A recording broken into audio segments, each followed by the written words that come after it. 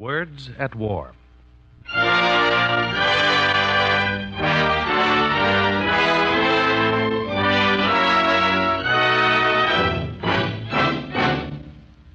Out in the South Pacific Ocean, there was great faith and a lot to be learned in the last 2 months of 1941 and in the first 4 months of 1942.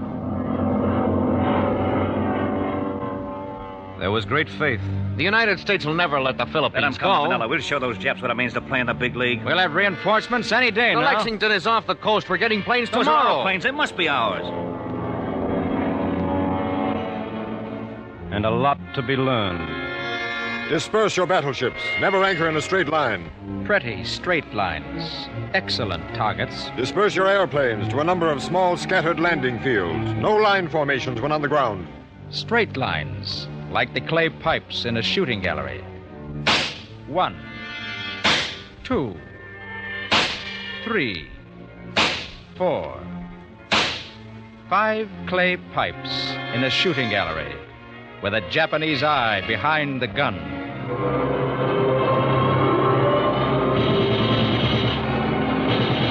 2, 4, 6, 8, 10 planes in a straight line down there, and a Japanese eye behind the gun above them.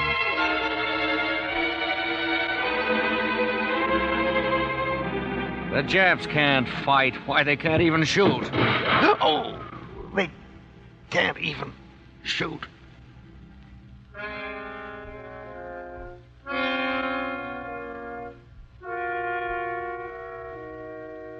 They call it Pacific.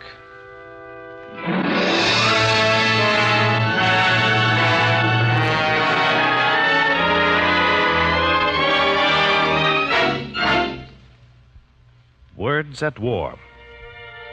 The National Broadcasting Company, in cooperation with the Council on Books in Wartime, brings you another in its series of radio adaptations of great books of this war. Each week at this time, we bring you selected dramatic episodes from some of the most stirring of our war-inspired literature. Tonight's story, They Call It Pacific, by Clark Lee, distinguished foreign correspondent. They call it Pacific.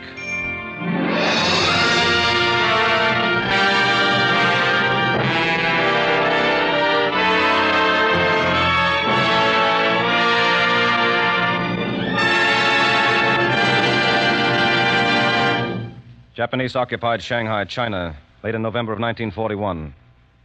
I was sitting at a table in a nearly deserted tea room. Opposite me was American-born Sergeant Hajime Matsui of the Imperial Japanese Army. Jimmy, we call him. And now Jimmy is glancing cautiously around the room. He leans closer to me across the table. I have a message for you from the Colonel, Mr. Lee. What is it, Jimmy? It was at the Colonel's suggestion that I asked you to meet me here. The Colonel says he believes that you appreciate Japan's national problems. He has grown to like you personally, even though your newspaper stories have been highly critical of Japan's conduct in China. It could hardly be otherwise. The Colonel has been informed that you have recently made inquiries as to whether the Japanese barracks near Shanghai would be used as an internment camp for Americans in the unfortunate event of war between Japan and America. I certainly made no such inquiries. Then perhaps you should have? Oh, I see what you mean. When you have some more tea? No, thanks. It has also been called to the Colonel's attention that you plan to go to the United States on home leave in about 2 months. Well, that one's true enough, all right. And why not? It's been 5.5 years since I left San Francisco. Lord, 2 years in Hawaii, the rest of the time in China and Japan. The Colonel takes the liberty of reminding you that there have been no regular trans-Pacific ship schedules from Shanghai for some months. There is a possibility that after the next 10 days, there may not be any way to get out. The powder keg is just It about... is almost certain to explode shortly and blow up the Orient with it. Mr. Kurusu, who is now on his way to Washington, will tell Mr. Hull that Japan is anxious for peace on Japan's terms. Terms that cannot involve surrender of any of the territory which Japan has taken in the past 4 years, at the cost of so much blood and treasure. And Mr. Kurosu will be told that Japan's terms are impossible, and then we'll go to war. What about yourself, Jimmy? I'm here for the duration, or until I get killed. And there is a fat officer watching us from the other side of this room. I think you had better go. Goodbye, Jimmy. I won't see you until after the war, unless we happen to come face to face in a trench. But I won't forget what you've told me. And thank the Colonel for me.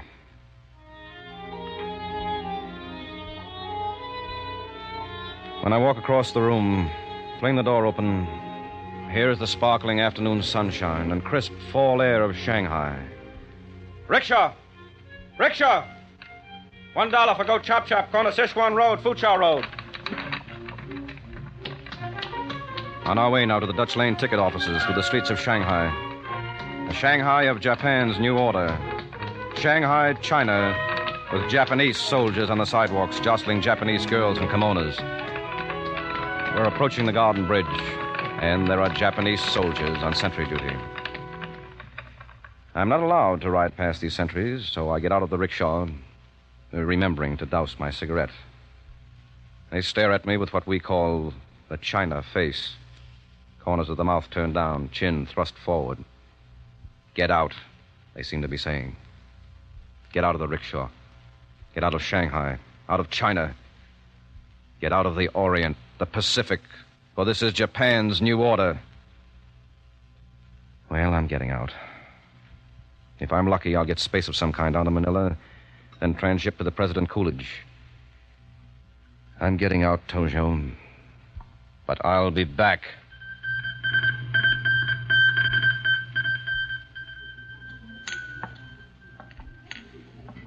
Mr. Lee, Mr. Clark Lee, Mr. Clark Lee, Mr. Lee. Over here, please. Mr. Lee's dancing in the pavilion. Plug it in right here at this table, will you, boy? I'll take it for him. Yes, sir. Here you are, sir. Hello? Who? Oh, Mackay Radio, yes. No, this is Melville Jacoby of Time Magazine. Mr. Lee is with my party. Yes, all right, I'll take the message for him. Go ahead. Yes. Yes. Uh-huh. All right, shall I read it back to you? Here it is. Clark Lee, AP Manila. Desire you remain in Manila. Kent Cooper, AP New York. Right? Thank you. Well, did you hear that, Senor Lanez? It is unfortunate. Clark is looking forward to getting home for a little while, I know. And I am sorry for myself, too, Oh, here they come now. I thought he would be my traveling companion on the Coolidge. Oh, hello, Clark. Oh, glad you could come, Roberto. So you've already met Mel Jacoby, huh? Yes, we have been chatting. May I introduce Mrs. Jacoby? Annalie, this is Senor Roberto Lanez of the Argentine Embassy in Tokyo. How do you do? Mrs. Jacoby. After the first round, we dropped last names. Shall I order it now? Boy. I'll have a Tom Collins. No? Same for me, please. And I will have the same. Tom Collins, all round. Well, did you enjoy your dance? It was wonderful. But everybody on the pavilion is talking war. Yeah, it seems most of them are leaving on the Coolidge tomorrow. I'm glad to get out. Maybe you ought to stay here in Manila, Clark. If you do go home, you might not be able to get back in time. Clark isn't going. Oh, darling, don't be depressing. Of course he's going. What are you talking about, Mel? A radiogram from Kent Cooper. What? I just took it over the phone. You want it word for word, Clark? No, don't bother. I can imagine. I'm sorry. Oh, forget it, Annalie. I'll hang around with you two honeymooners until the shooting starts, if you don't mind. Well, Roberto, give my regards to the Golden Gate, will you? Too bad we cannot do that together. Well, we can toast it. Here are the drinks. I'll change that toast, Roberto. I say, here's to the first Japanese attack. Let them come to Manila. We'll show the Japs what it means to play in the big league. Mel, you've been here for some time. We're in good shape here in the Philippines, aren't we? Oh, it seems so. I'd say there's some 2 divisions, about 30,000 Americans, besides the Filipino scouts. How about our Air Force? I should say there must be around 100 planes, 35 fortresses, and the rest pursuits. The Navy has a handful of PBY patrol bombers. That's not much. But if anything breaks, America can fly bombers out in 3 days now. And Manila Bay is mined, and no enemy ships can ever get in there under the guns of Corregidor. Corregidor itself, of course, is impregnable. Sounds good. Do you mind if I ask, what do you think General MacArthur and Admiral Hart will do if war is declared? He'll hit 'em and hit 'em hard, not waste any time about it. What do you think, Mel? You bet. Our heavy bombers will probably attack Formosa and Hainan Island, mess up the enemy transports before they reach Luzon. Admiral Hart's patrol planes will spot the enemy ships, and the subs and destroyers and cruisers will tear into them. If any Japs survive to reach the islands, American forces will mop them up on the beaches and chase them back into the sea. Well, it looks pretty good, How about another drink, boys and girls? Well, it's getting pretty late. None for me either, Clark. It's 2 o'clock, and I think we ought to get upstairs and get some sleep. Roberto, shall we see you before you sail tomorrow? I certainly hope so. Coming upstairs, Clark? No, I think I'll stay and have a nightcap with Roberto. I'll see you in the morning. Right. This morning. Good night. Good night. Good night. Well, Roberto, when we say goodbye tomorrow, it'll be for the duration. Any idea where you'll be sent next? I have no idea, no. I think I would like to go to Washington. You like the United States, eh? The United States of North America. Yes. I think Argentina should know more about your people. You are such delightful hypocrites. You may be right at that, Roberto. Of course I am. But you have a sense of humor, and that is the great saving grace. Not always. You can't refuse me. Listen to I'm that an specimen American. over at the bar.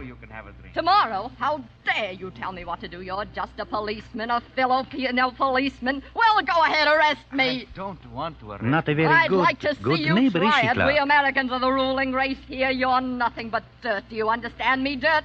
I'll show you. You can take that from me. Mrs. Work, I must ask you to go upstairs to your room. And who are you? I'm the manager, don't you remember? Oh, sure. Sure, you're all right, but he's trying to arrest me. I'll fix that dirty... No. Where are you going, Clark? I want to talk to the constable. But she was the wrong one. Never mind her. I want to congratulate that constable. Come on. And you have been telling me, mi amigo, that the Chinese in Hong Kong and the natives in Malaya and Burma will not fight for the British when war comes because the British have mistreated them and offered them nothing. Now, perhaps you are aware why Argentina says no when the United States asks for naval bases. Sergeant. Senor. Sergeant, I'd like to shake hands with you. I'm Clark Lee of the Associated Press. Certainly, Mr. Lee. This is Senor Roberto Lanez of the Argentine Embassy in Tokyo. I am Hilario Francisco of the Philippine Constabulary. We both want to congratulate you, Sergeant Francisco, for the manner in which you behaved in the face of that woman's insults. And the lady was not herself, Mr. Lee. We of the Constabulary are expected to understand those things. Yes, well, that's very tolerant of you, Sergeant. But it's time she learned how to conduct herself properly in these islands. She's an American. She ought to act like an American. I, too, am an American, Mr. Lee.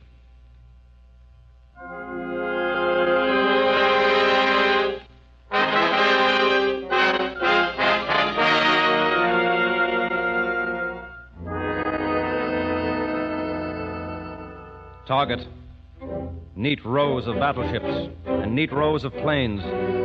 The Japanese bombers and machine gunners sweeping in from the sea find them without difficulty. Place, Pearl Harbor.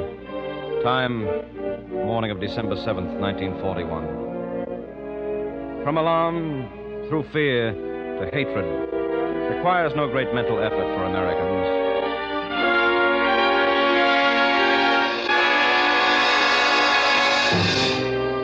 But angry men shaking their fists at the sky cannot pour the splattered blood back into torn bodies, right overturned battleships, or straightened twisted steel.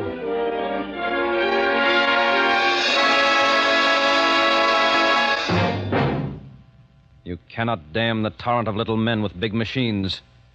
Sweeping southward through Indochina to Thailand, Malaya, and Java, eastward to Pearl Harbor in Hawaii, then westward to the Philippines. We wait in the Philippines for our turn and wonder what has happened to that precious plan we talked about so bravely. Our heavy bombers will attack Formosa and Hainan Island and mess up the enemy transports before they reach Luzon. Admiral Hart's patrol planes will spot enemy ships, and our subs, destroyers, and cruisers will tear into them. If any Japs survive to reach the islands, American forces will mop them up on the beaches. But it doesn't happen that way. We can't do that, you see. There has been a Pearl Harbor, yes, but the United States has not yet officially declared war. Huh? No use sending our bombers up from Clark Field and Nichols Field in the Philippines. They can't go anywhere. We haven't yet declared war. The pursuit planes are up all right, but they'll be down for lunch, all of them. And they'll all line up in pretty, even rows, just in time as the Japanese Zeros hurl themselves out of the sun.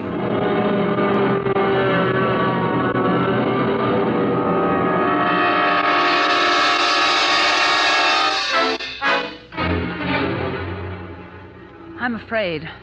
I'm really and truly afraid. Forget it, darling. We're doing all right. Doing all right? Don't you think so, Clark? No, he doesn't, and you know it, Mel. Our airfields have been bombed and our planes wrecked. Manila's been bombed twice. Japanese transports have landed soldiers on Luzon. Clark saw some of them in action himself. And the naval base at Cavite has been bombed and badly damaged. If they smash Cavite, they can smash Corregidor, too. No, Cavite will hold out all right. There's nothing much to worry about, Annalie, except keeping your pretty head. It's just a matter of time. Why, the minute that first bomb fell on Pearl Harbor, the United States got moving. From all over the country, those big bombers are flying to San Francisco. They'll hop to Hawaii and then on down to Australia and up here. They'll be here within a week. The aircraft carriers will ferry pursuit planes out from Hawaii What are you staring out the window at, Clark? Cavite over there. I thought I saw smoke. Maybe bombers overhead again. Probably not, though. I didn't hear any sirens. We ought to go. You ought to be working. There's nothing to do now. Well, you could be writing up that adventure of yours last week up in Pagayo. I never will understand how you got out of that one. Nor I. Well, that's just it. What's the use of writing it? Well, write it anyway. Oh, it's no good, Mel. Not even Hollywood would go for it. All that stuff about being surrounded by the Japanese, fires and falling off cliffs and nearly stepping on landmines, and just not getting killed at Tarlac and the rest of it. It's too melodramatic. Now, that's irony for you. Here we Good are. Lord in heaven! What is it, Clark? What happened? Cavite just blew up! Right in front of my face! And on the morning of December 24th, 1941, Manila newspapers carried the headline, Manila declarada ciudad abierta. Manila declarada ciudad abierta. And in the streets and in restaurants and in offices, I heard the people of Manila discussing this new turn of events. What is this Ciudad Abierta, this open city? It means that we are removing all our forces from the city and asking the enemy not to bomb it. The purpose is to safeguard lives and prevent destruction of that which we do not have the forces to defend. Does it mean that the enemy is coming here? What has happened to our army? Why did the Navy men blow up Cavite? That is a mystery. But our army is fighting well.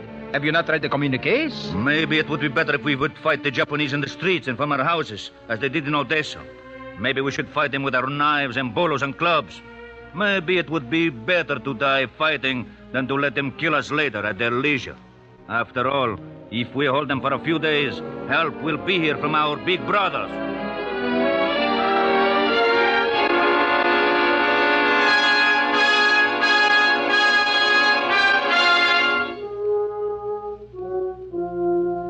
They believed. Oh, how they believed. They knew that the big brothers would come. They knew that the United States fleet would come plunging proudly up through the islands, throwing airplanes inland from the decks of its carriers, and blasting the Japanese transport units to kindling wood and bits of torn flesh. And out on Bataan, they believed.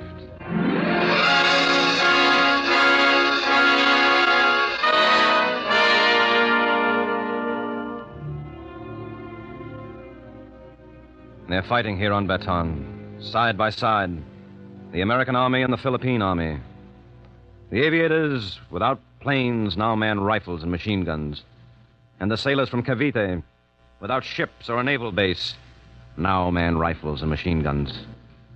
They're fighting out here, side by side on a dusty little peninsula called Bataan. And they believe. Say, did you hear the latest story about what actually happened at Pearl Harbor? Within 4 hours after the attack, American planes located and sank the Japanese carriers that launched the bombing and fighting planes against Hawaii. Yeah, that sounds like us, all right. I'll buy that report. Yeah, and I hear the Army's got transports jammed with troops on their way to Wake Island. They'll knock the stuffing out of those Japs and sink all of their ships quick. They say a convoy left Pearl Harbor yesterday with reinforcements for us. But keep that under your hat, will you? They're going to have plenty trouble getting through. So what? The United States has never ducked a fight yet, has it? They'll get here okay.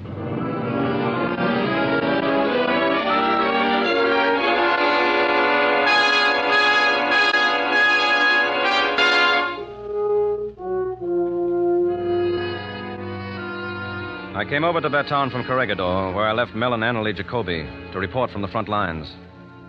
I wanted to see those Navy guys, especially. I wanted to see how the Navy fought a land battle. Well, they're fighting it all right. Losing more men than they should. Because they don't know how to take cover. And because they don't know Japanese trickery. That they're driving them back toward the sea.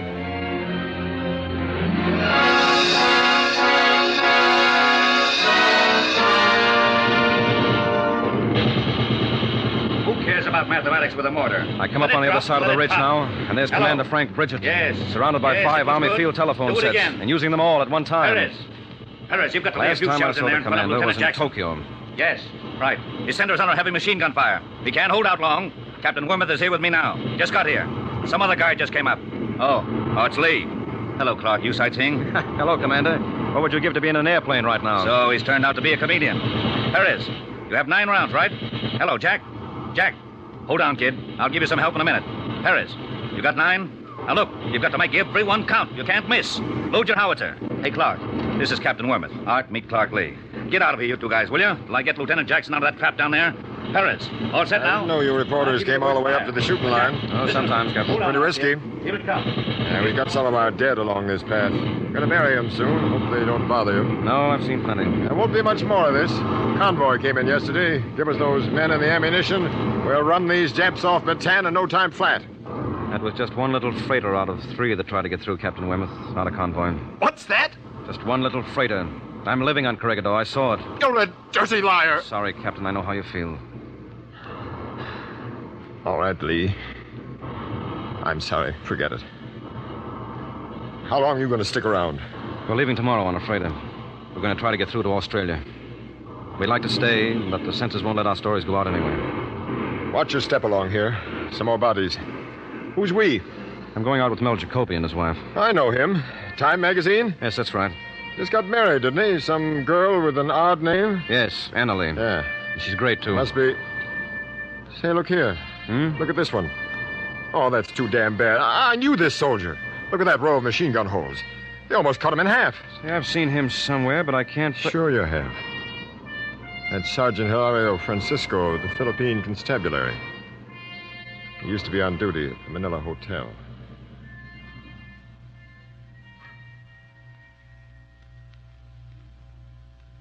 United States Army Forces in the Far East, Office of the Commanding General, to whom it may concern. This will identify Mr. Clark Lee. Mr. Lee is a representative of the Associated Press and has been accredited by this headquarters. He is now traveling on a special mission with military approval. All military organizations are directed to render every assistance to aid him to his destination. Douglas MacArthur, Commanding General. Think that'll do it, Clark? Yes, sir. I'll give you the same thing from Mel Jacoby. When you board a ship to leave the islands, if you're lucky enough to make connections, throw away your uniforms, your guns, passports, and all diaries and identification papers. When you get to Cebu, look up the names of some businessmen and learn enough about them to enable you to assume their identity if you're captured. We'll follow those orders strictly, sir. Well, goodbye, Clark. I hope you'll make it. And say goodbye to Anna Lee for me. Goodbye, sir. Good luck. And, Clark. Yes, sir. We will fight as long as we can hurt the Jap.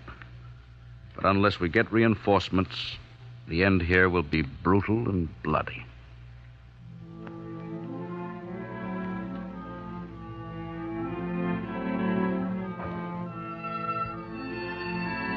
The Princessa headed straight out into the China Sea for about 10 miles, then turned south along the coast of Luzon. Eastward, in the darkness, was the Japanese city of Manila. Those were nervous days and nights. But we reached Australia at last to learn that General MacArthur had got there before us. We saw him later in Melbourne, and the bitterness in his heart was reflected in his face. The bitterness in his heart was reflected in his face. A few days later in Melbourne, Annalee, Mel, and I were saying goodbyes as usual.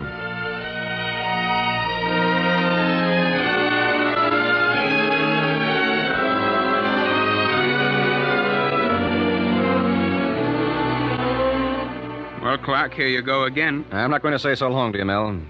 Nor to you, Annalee. When I get to Sydney, I'll phone you to let you know if these orders to visit New Zealand still stick. If not, I'll wait for you there. Well, if you do go on to New Zealand, Clark, remember to look around for a line of retreat. From here, we can always get to Tasmania and then to the South Pole if the Japs come.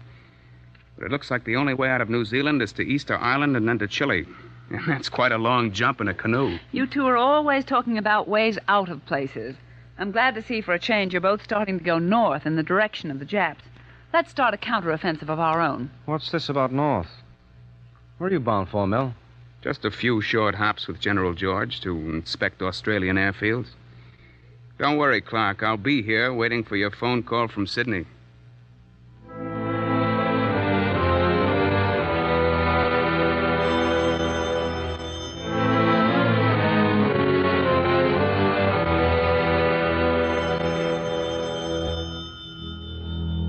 I'm waiting in my hotel room in Sydney. The trip to New Zealand is on, after all. Now that eternal telephone again. Maybe it's the Navy calling to confirm airplane transportation. Hello? Clark, Bad news, Clark. Hanley. What is it? It's Mel. Mel was killed yesterday. How? They were at an airfield. A P-40 got out of control on the ground. It killed them both, Clark. Mel and General George. What about you, Hanley? I'm all right.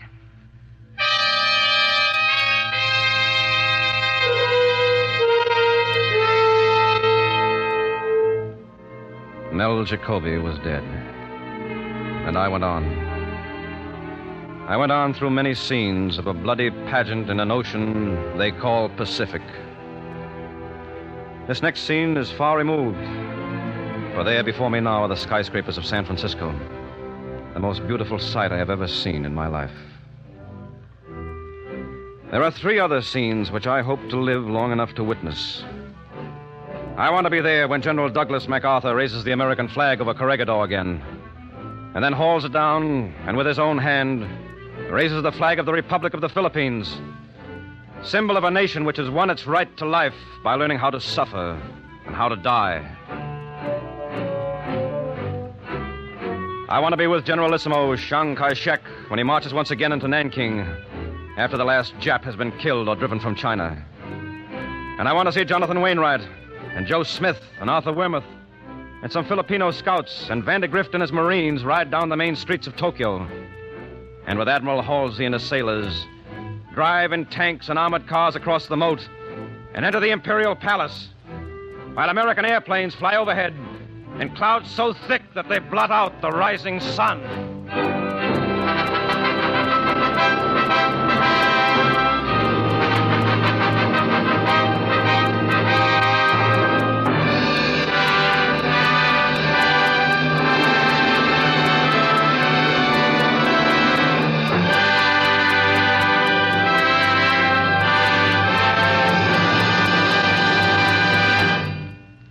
As the third program of Words at War, we have dramatized for you portions of the popular book They Call It Pacific by Clark Lee.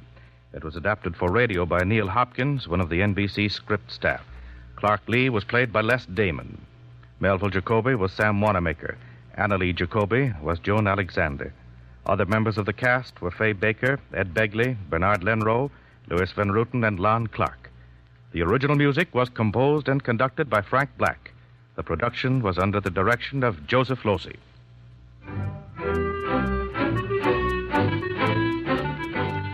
Next week, Words at War presents episodes from the last days of Sevastopol by Boris Voyatikov. Vivid account of the fall of that Soviet Crimean port.